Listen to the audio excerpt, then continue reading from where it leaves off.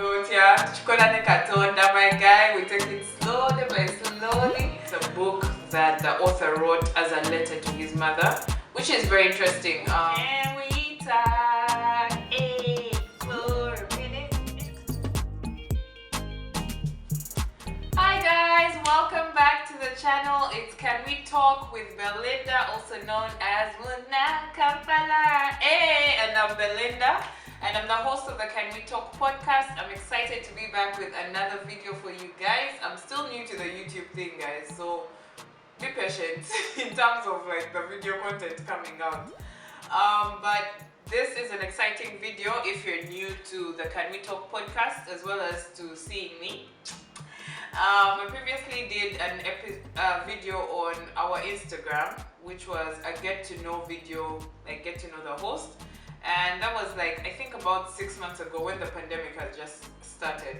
So I thought it would be fun to do another video of get to know the host, get to know the podcast, especially since the community is growing. We have a lot of new subscribers, a lot of new followers. So yeah, this video is going to be get to know Belinda and Can We Talk, like the podcast. So I asked people on social media to ask me any questions they wanted to know. And I think I got a couple of great questions. So Tuchtan Kawatan DC, we are here. To start us off, I want to start with the serious questions that I was asked. So someone asked me, Ati Ochukolotia, Chukolane Katonda, my guy, we take it slowly by slowly. Someone else asked me, Ati, are you a princess? Where you're from? What? My guy. Dimukopi. I'm a Mukopi from Buganda Kingdom in Uganda, nowhere near the royal family. It's a lie. But no, we're all kings and queens, you know? We're all kings and queens where we come from, and black is king and all those things. Someone else asked me, Bruce Lee or Chuck Norris? Hey guys, I got all kinds of questions. I'll say Bruce Lee. I never watched any Chuck Norris movies, but I know Bruce Lee is the man. Someone else asked Bow Wow or Lil Romeo, and it wasn't even offensive for someone to ask that because guys, put some respect on Bow Wow's name. It's only Bow Wow who had us there on I wanna move so fast across the floor. I was a Bow Wow fan. Like growing up, you couldn't tell me nothing about Bow Wow. So yeah, Bow Wow, not Lil Romeo. Yeah, for the rest of the questions, I'm going to be reading from the phone, just in case you see me on the phone and you're like, girl, we came here for a video, what are you doing on the phone? So someone else asked a very good question, which was, how did you get into, why, not how, but why did you get into podcasting or YouTube? And this is a very long answer, but to keep it short, I'll say, when I was in my MBA, I started working at a radio station, a local radio station, and I loved it. Like, I absolutely loved it from my first day. I was hosting a music show called African Rhythms that was like, of course, African music, storytelling and everything. And as I was doing my show, I started feeling like I could do more than just a music show. And then I love podcasts as well. So I don't think you can create something if you don't enjoy consuming it. That's just my personal opinion. And as much as I was consuming a lot of podcasts, I felt like there was a lot of space for podcasts in terms of the Ugandan podcasts, the African podcasts. And as much as I was listening to a few podcasts that were doing great, a lot of podcasts were not centered around diving deeper into the discussions we were having. So I would listen and maybe I'm interested. People are talking about, oh, can boys and girls just be friends, you know?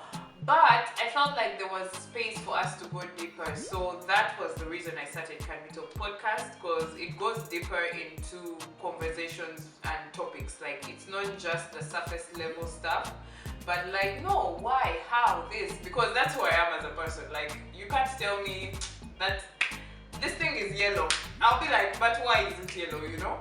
And then as I started podcasting, it became more interesting to me. The podcast started growing, and the YouTube channel has been a big back and forth. I didn't know if I wanted to get into YouTube, honestly, but there was a need for a video channel because people like to consume things differently. So as the listenership grew and a lot of the subscribers were asking for video content, I had to step my game up because also I had done the audio only podcast for about a year, and you know, we have to keep level up. Sierra told us. So YouTube is just a level up, honestly, from the podcast. But what I aim to achieve with the podcast is just a platform for the conversations people are having, because people are having these conversations in their friend circles, with themselves, in church. So yeah, long answer, but that is it. The next question is, what was your favorite age growing up? I will say 21, hands down. Like 21 was fun. 21, you're old enough to have fun and shit, and you're also young enough to not have as many responsibilities or pressure as you have as you become like now where I'm at. Actually, someone else asked me, how old are you? So to answer that question now, but it's candy. How old do you guys think I am? I think, let me say 16 plus 10, no, minus 1. And no, for real though, I'm 26. I used to think age is always just a number. It is, it's always about how you feel, but hey, that 25, it hits different. Skapula. So yeah, I'm 26 for the person who was asking how old I am. The next question is, what is my favorite book? Hey! It's so hard to answer this question because I like reading and I like a lot of books, and I actually wish I could say it was an African author's book. But my favorite book is called On Earth, We're Briefly Gorgeous by Ocean Vuong. And I read that book this year, and that book has stayed with me. Like, it has actually stayed with me. It's a book that the author wrote as a letter to his mother, which is very interesting. Like, the format was very interesting. But also, Ocean, like, he has a way with words. And guys, I'm a sucker for words. Like, you better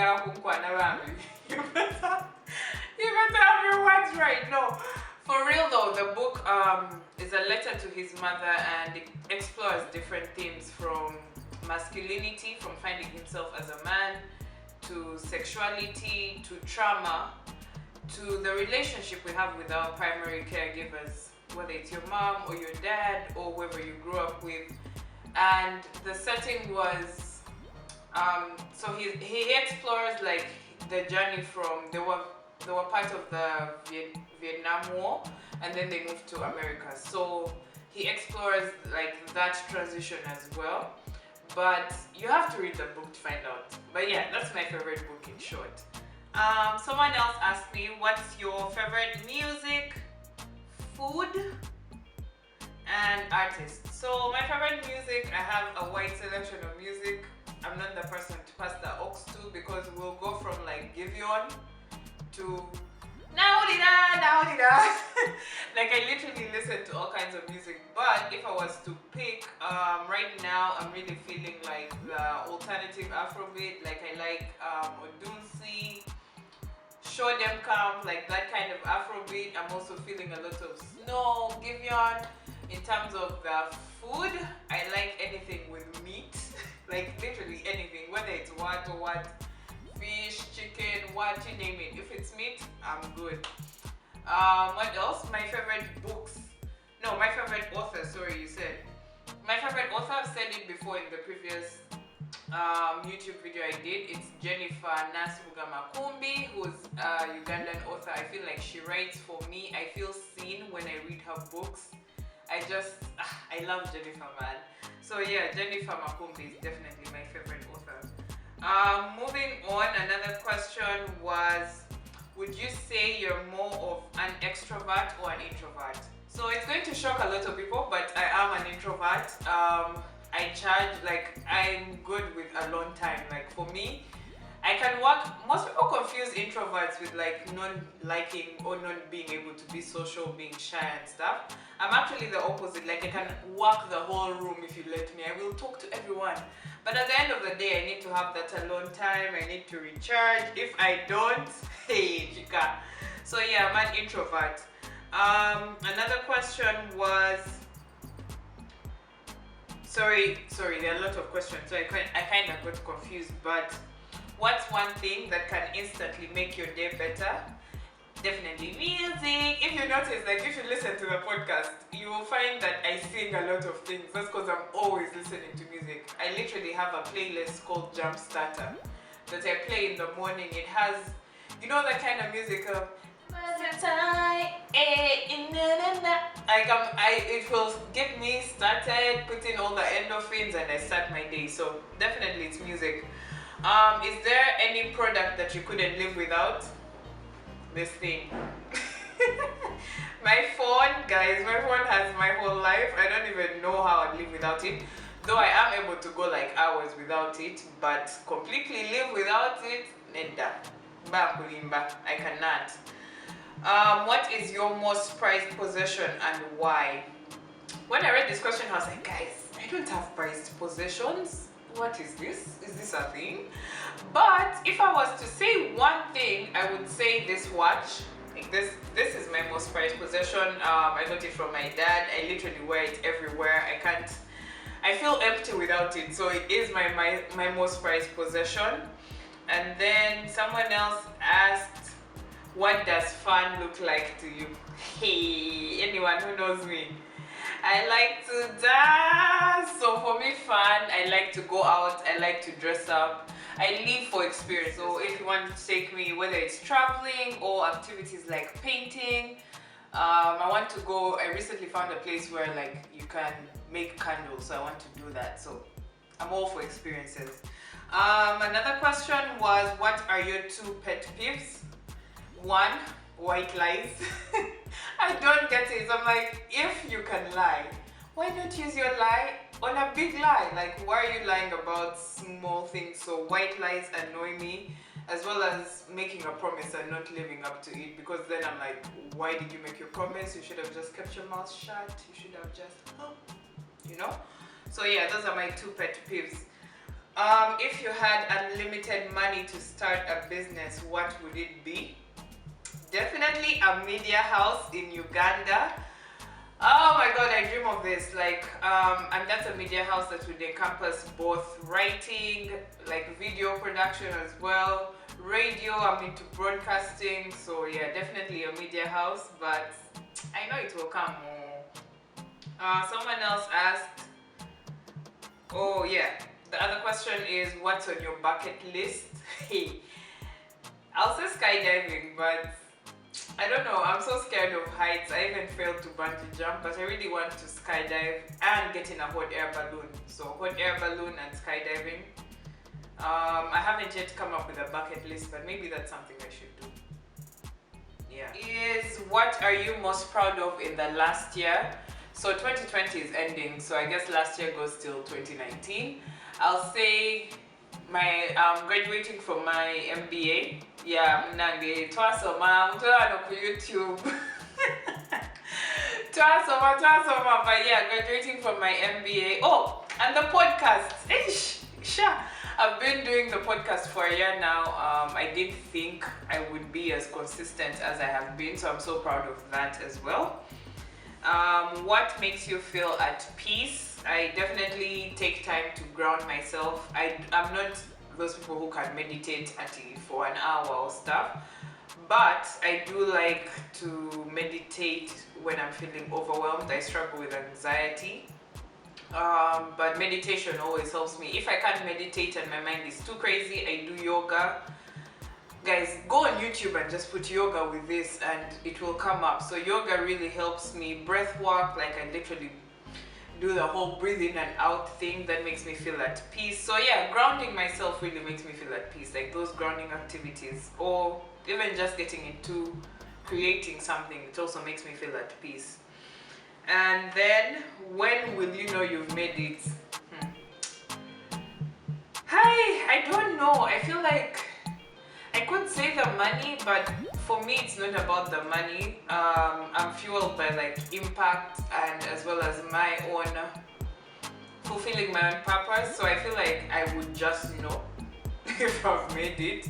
I feel like the yearning to do more and stuff would definitely like subside or something, if that makes sense. But that's definitely a good question for me to think about. Yeah, now we're at the end of all the questions. Okay, the ones I could get to. Someone asked, to me, birthdays are transitions like moving house. What is your favorite transition tradition? Actually, right now I'm in the middle of a transition. I just moved cities.